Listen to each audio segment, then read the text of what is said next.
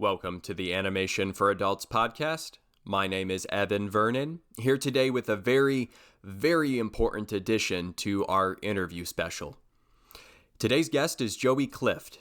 Joey is a comedian, television writer, and a member of the Communications Subcommittee of the Animation Guild, also known as TAG. If you follow TAG, you're probably familiar with the Pay Animation Writers campaign. The movement started last month in response to a massive long-term wage gap that has existed between live-action writers and their peers in animation. Animation professionals in general make far less than they should, and the Guild has finally decided that enough is enough. Campaigning on behalf of animation writers, TAG is currently negotiating higher minimums with the Alliance of Motion Picture and Television Producers, the trade association representing studios. Talks are still underway, and as negotiations continue, it's vital that we show TAG as much support as possible. We love animation at AFA, and we love the people who make it. It's the very reason this site was founded, and if you're listening today, I'm sure you feel the same. We hope you'll listen closely to Joey and take what he says to heart. Joey, thanks for being here. To start, tell us a bit more about the campaign, and if you could, tell us about yourself as well and how you got involved with TAG. Thank you so much for asking that question and for having me. I really appreciate it. The Pay Animation Writers campaign is designed to shine a light on just the huge pay disparity between animation writers and live action writers for what is literally the same job. If you're not familiar with the campaign, animation writers make, anywhere from, 50 cents to 30 cents on the dollar compared to live action writers. Our freelance rates are, I think that the freelance rate for like an animation writer script is around like $8,000 for a half hour script, and like it can go as high as $27,000 for a live action script. So it's an insane pay disparity. Like the week rates are also, probably like equally dispersed as far as, for like a member of staff and stuff like that. And, something that I, before I guess dive in too hard on that, something that I want to go into is like, those numbers may seem really big, $8,000 for a freelance script.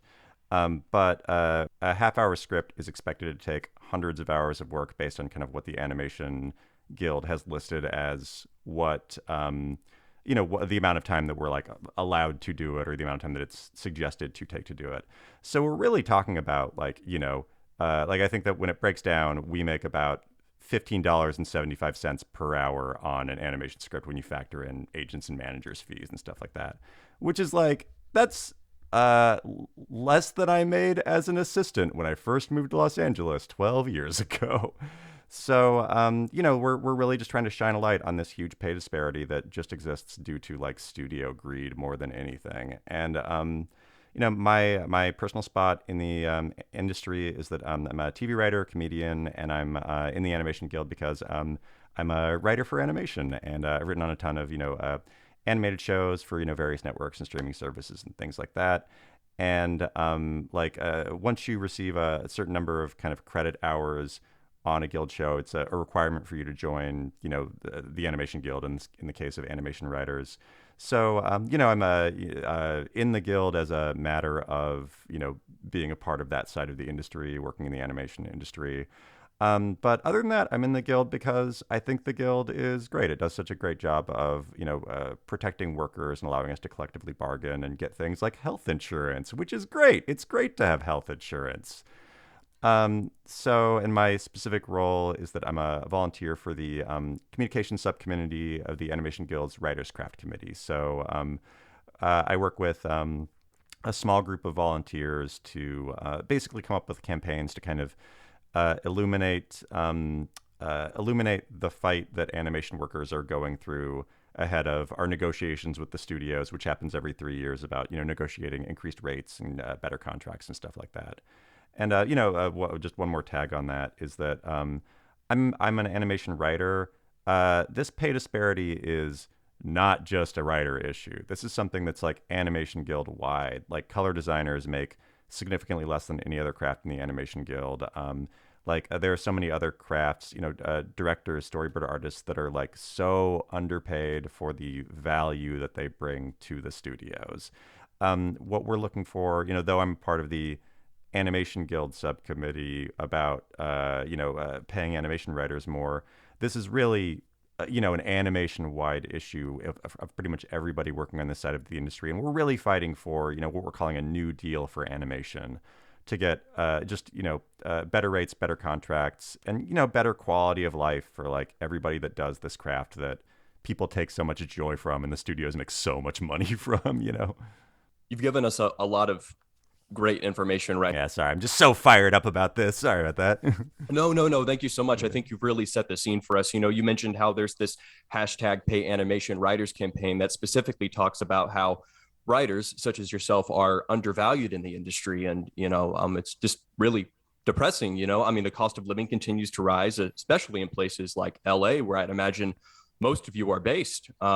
Yeah, it's actually a requirement in the Animation Guild because it's a local union. It's under IATSE, which is sort of the main union of production workers. The Animation Guild is like local 839, I think.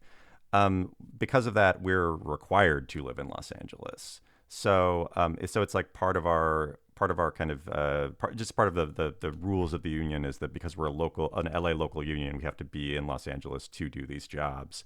And, the cost of an apartment in Los Angeles, the average cost, I think, is like $2,300 a month. So it's like, if you're writing a kid's 11-minute animation script, which the freelance rate for that is $4,200, which takes 200 hours according to, kind of what the guild has set aside as, the value of a kid's 11-minute script.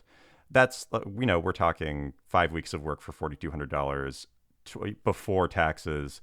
2,300 of that after taxes, which is going toward our rent. It's so it's like we're not living large. It is horribly depressing, the rates that we make. But that's the purpose of these campaigns, is to let people know about these disparities, so we can hopefully. I'm going to say more than hopefully, so that we can definitely fight to get these rates to increase, with the help of folks like yourself and supporters boosting our cause. You talked about this really massive pay gap between writers in the animation space and writers in live action, and how that issue is not only applicable to writers in animation, but just artists in general, how this is, really kind of a larger problem that it seems to be kind of longstanding. So if you don't mind me asking, Joey, what was kind of the straw that broke the camel's back? The campaign started now, but it sounds like this issue has been around for much longer than we'd like to accept. This pay disparity is something that has been, I would say, a part of the entertainment industry since like the 60s. It's been a thing for a very long time, and it's something that folks in the animation industry have been fighting for the longest time ever.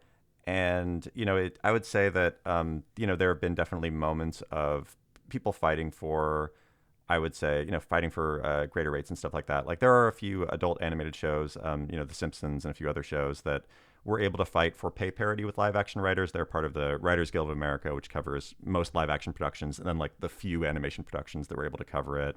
And they've set kind of the increased rates that we in the Animation Guild are striving to get. And so this has been an issue for probably like 60 years or something like that.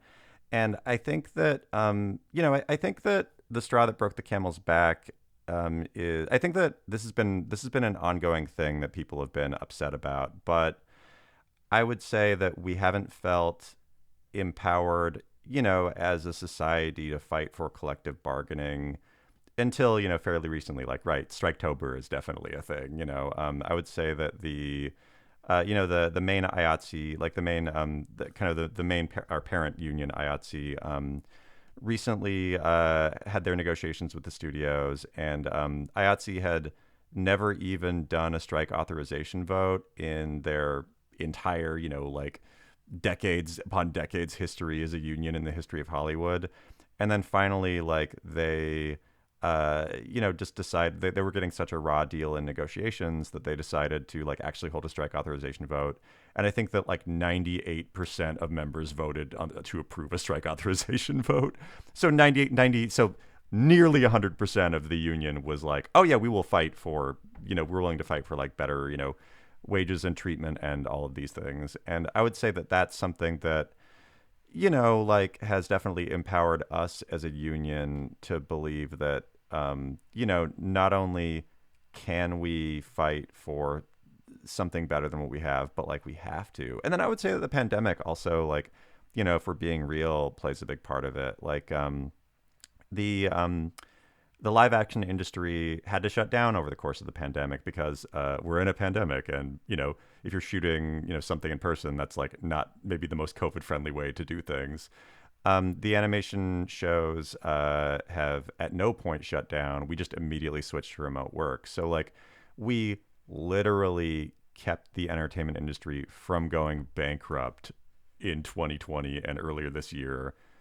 So, I think that there is definitely a level of frustration among us of seeing like that we like, live action shows instead of shooting live action did like animated specials of their live action shows because that's the only way they could safely produce the episodes. But they were paid like live action rates to do this. Like they were paid, great, like worthwhile rates for their time to do this. Meanwhile, animation writers at no point have stopped our production cycles. We've just kept working.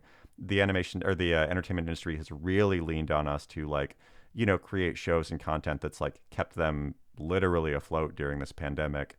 And, I think that there's a feeling of like, hey, the nice thing to do would be to pay us what we're worth for saving your ass, So, I would say that like kind of those things combined definitely have, I would say have increased people's level of being fired up about this. And, and something I want to say to add on to that is I've talked with members of the Animation Guild and members of the unions who have been in unions, for decades and decades and decades.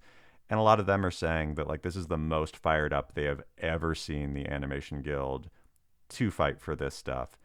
And that's awesome. And that's like, it's so cool to see people that are finally realizing that like, this is like a real issue that we're going through. And this is like a real cause that it's important that we fight for, You've made a lot of really great points right there, Joey.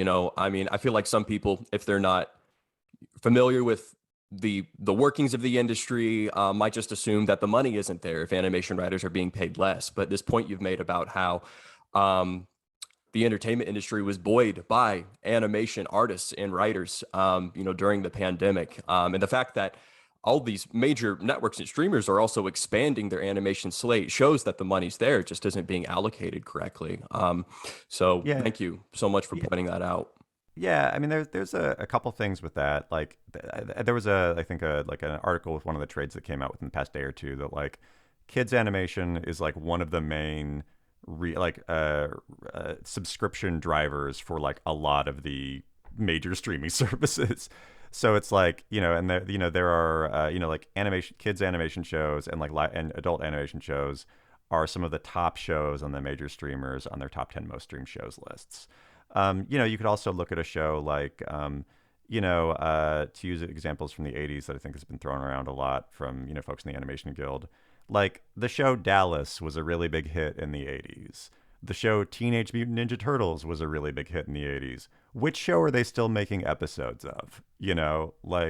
So I think that to say that we're providing less value for the entertainment industry is, I mean, like, it's just incorrect. It's just like it's incorrect and based on no data, and and like two more points on that.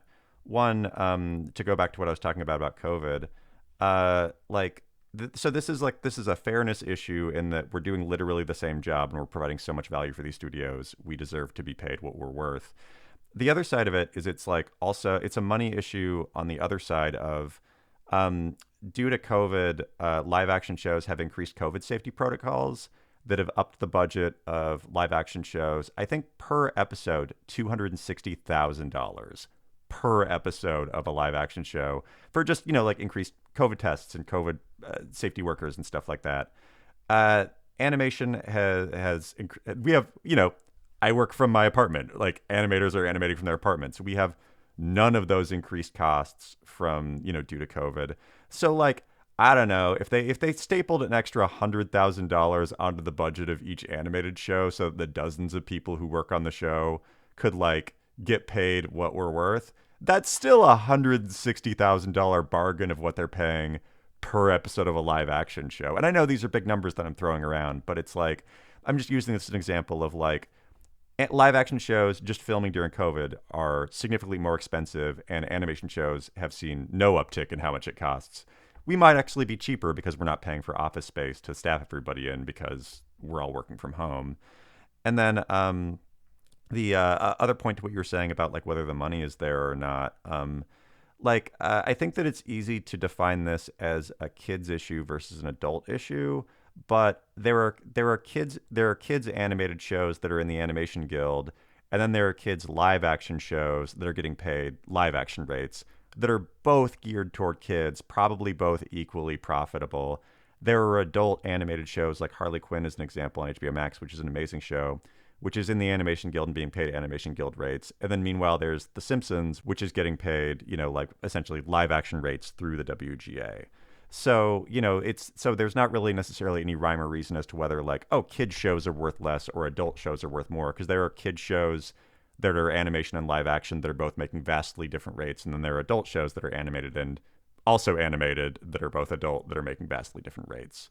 So, it's just like our goal is for like this clear disparity in issue to get worked out, Yeah, I think it goes without saying that there seems to be a lot of inconsistency with how people are paid, depending on the production. Maybe I'm not sure if you can speak to this, Joey, but one thing that I've seen pushed a lot in the trades is this issue with streamers and how they manage their contracts. It seems like certain barriers have been put in place that are preventing animation writers and other artists from getting raises, kind of based on how like seasons are ordered. Can you speak to that at all? Thank you for asking that. So that's a very good question. So there are a couple of different things with that. One is, I want to say, I'm probably gonna get the year wrong, but like 2008, 2009, around when streaming services were becoming a thing, I think that the Animation Guild agreed on a deal which is called, I believe, Side Letter N, which don't ask me what that stands for or what that means, but basically what it means in super layman's terms is that in 2008, 2009, streaming services seemed like kind of a gamble as to whether they would be successful or profitable or not. So we agreed to that, like, there would be a rate set aside for streaming shows that is less than our union minimum, so like less than what our traditional weekly rates and freelance rates are, to accommodate for this like potentially risky venture. 12 years later, and there are probably more people watching shows on the streaming services than are watching shows on TV, but like that deal still exists. So, so you can still get paid, you still are paid less as a writer or an artist working on a streaming service than you would be on like, traditional cable or network show, even though streaming is making billions of dollars of profit every year. So that's part of it. And then an additional part of that is that, for streaming services, oftentimes they'll order episodes basically by episode order, but not necessarily upon starting the job or upon signing the contract separated into a season. So you could write, so usually for like, network TV and stuff like that, it's based on season orders. So it's like, oh, you'll have a season order of, Rick and Morty that's like 20 episodes or something like that. And then, your contract is based on seasons. So every season, it's written into your contract that you get like a little bit of a pay bump and a title bump that allows you to like climb the ladder in your career. Whereas in streaming, because streaming doesn't necessarily have, seasons in the traditional sense, they more have episode drops. Episodes kind of all drop at the same time.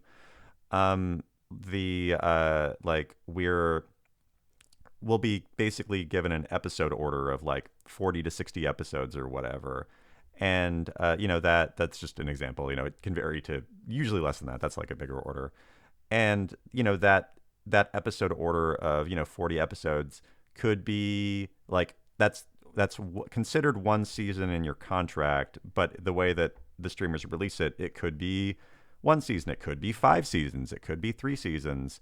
And so you're like locked into basically your like starting level title, which is staff writer, and your starting level rate for 5 seasons of a show. Whereas if it was television, you'd be able to negotiate for like, increased rates and increased positions and stuff like that. And it is also this thing that like it affects our mobility in our careers as writers because like on the live action side, it's written into your contract that, you start out as a staff writer, then you're like co-story editor, then story editor, then co-producer, then producer, so you can kind of work up the ranks. So, if like you're working on a show that goes 3 seasons and you work your way up to a co-producer or producer or something like that, the next show that you write on, you can start on that show at a producer level and then work your way up from there to co-EP, EP, showrunner, whatever, And because animation does these like big episode orders that they then break into seasons later,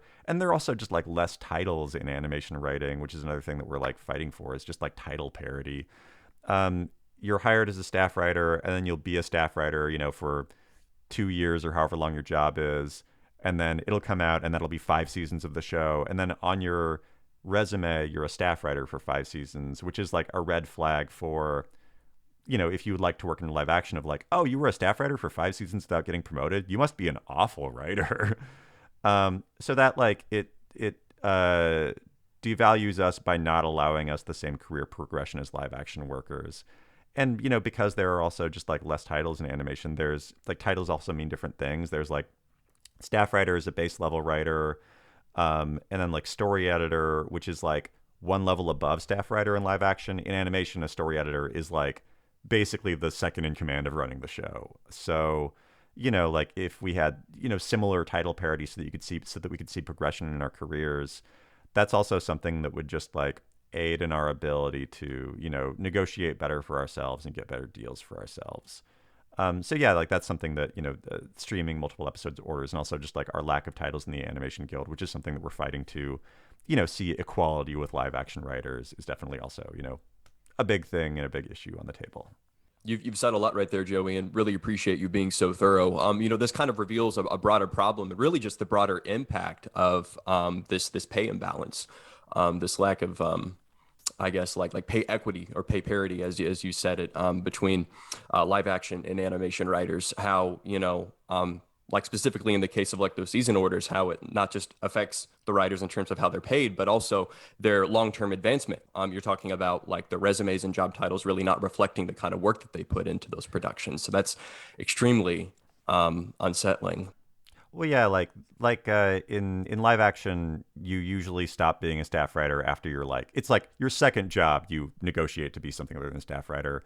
Whereas in animation guild, you could be a staff writer for 30 years, and and that's still, you're making still entry level rates for the craft at at that title.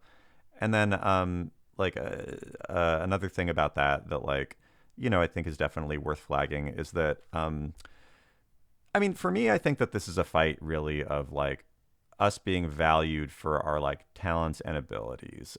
This is like a highly competitive industry to get into. You don't just move to Los Angeles and immediately get a freelance script or a writing job. I was talking like, I mentioned earlier that like, a kid's 11-minute freelance script rate is $4,200. A half-hour animated script, the freelance rate's like $8,000 or something like that, which sounds like a lot of money, but like if you sell 3 freelance scripts in a year, that is a lot. Like that is, you are killing it. You're not getting a freelance script every week. You're getting one, because this is an industry largely based on, networking and people, and stuff like that. Like it's something that like, that's something that like is a rarity to get. So it's like we fight so hard. Like it took me 6 years in Los Angeles before I got my first freelance script, and 10 years in Los Angeles before I got my first staff writing job on an animation show. And this is like 10 years of like hustling, writing scripts, working side jobs, writing, in my spare time to like hopefully build my portfolio up and all of that stuff. So like, this is basically like, it's like working for 10, 11, 12 years of your life to, get the right to make $15.75 an hour writing one episode of a kid's show, And I think that so with that in mind, something that's also just frustrating about the value of it is that the industry views live action writers as more valuable, even though we do literally the same job. Like if you're just using personal examples and examples from friends of mine, it's like friends of mine have written on shows as an animation writer, with years of experience in the craft, writing specifically were like kids animation and comedy. And then like a live action writer could get staffed on that show. And even though they have no experience in animation, the kid space, or comedy, like they can negotiate a significantly higher rate than any animation writers. So like it's a matter of like $1,000 more for a live action writer writing on an animated show per week, like just by virtue of them having written in live action. And then if an animated writer asks for a similar rate, it's like laughed off. Like it's like, oh, there's no, like, that's crazy that you're asking for the same rate as a live action writer, even though they have zero experience in this thing that you're hugely experienced in. So we're like devalued even within our own craft, Yeah, with everything that you said, Joey, it sounds like there might almost be this like subconscious infantilization of animation that a lot of these like studio execs are feeling or something. The fact that someone who has more tenure in the industry can't negotiate a higher rate than someone who moves from live action into animation is ridiculous. And you've touched on just the amount of time it takes to enter the field as well. I think it goes without saying that you and your colleagues are all well educated and extremely hard workers. If anyone has ever tried to work in entertainment, they know that finding an entry point is extremely difficult. And while I'm sure that, a lot of, what you do is because you have a passion for writing, money certainly is an object. It'd be ignorant to say otherwise. You deserve to be rewarded for your efforts. Well, yeah. Like, I mean, and that's I think something that's like really, I guess, depressing to me about the whole thing is that like we entered these industries and we worked for in some cases like decades of our lives to even get our foot in the door because we love it, because we love telling these stories, and because we love making TV and like making fun goofs with our friends. And I mean, this is just me talking, but I feel like our love for doing this is used to exploit us to make significantly less than what we're worth, especially when like you think about it in terms of like these characters that we create are earning these studios and streamers billions of dollars. And specifically in the kids animation space, like we create shows that help raise the world's kids, yet we aren't even paid enough to afford a home for our own families to live in or child care to help raise our kids. It's messed up. It's like it's truly just like a legitimate gripe, I would say.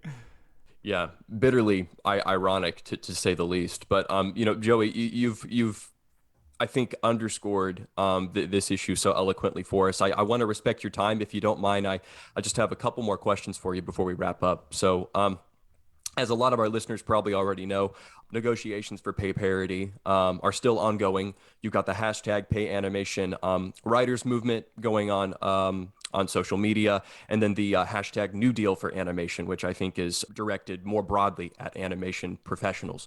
What can our listeners do to support you in the Guild during this time? So I would say that the ways to support us is to just like if you're on social media, don't be afraid to retweet these.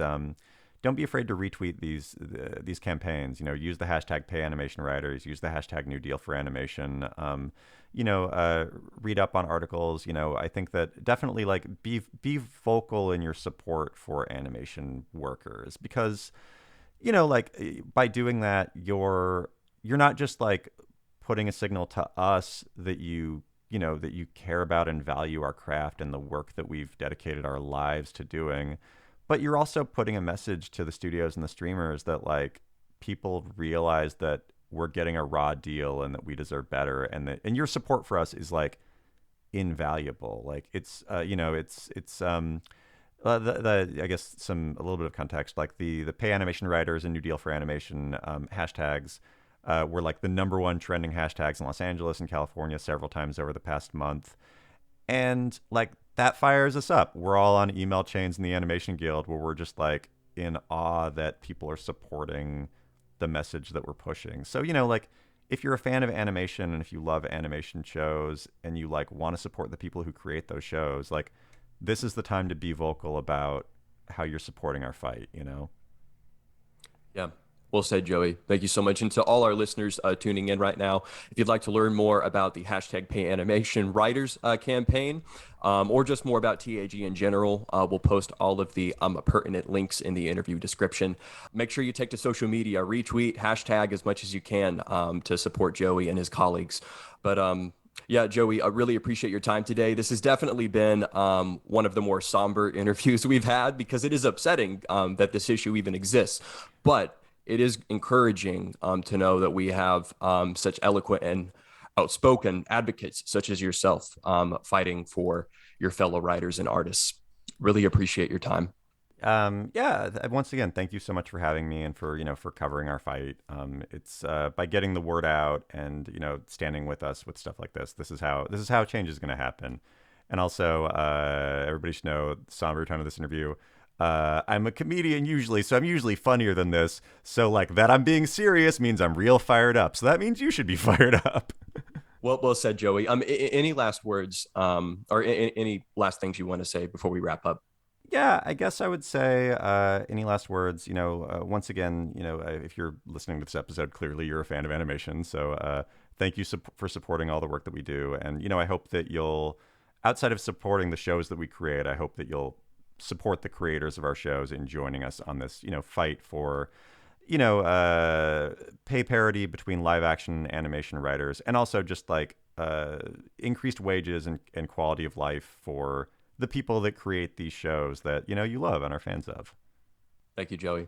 Well said. Good luck to you in the future. We'll continue to follow TAG and the Pay Animation Writers campaign and keep our listeners updated accordingly. But good luck to you. Thank you so much for your time. Really appreciate it.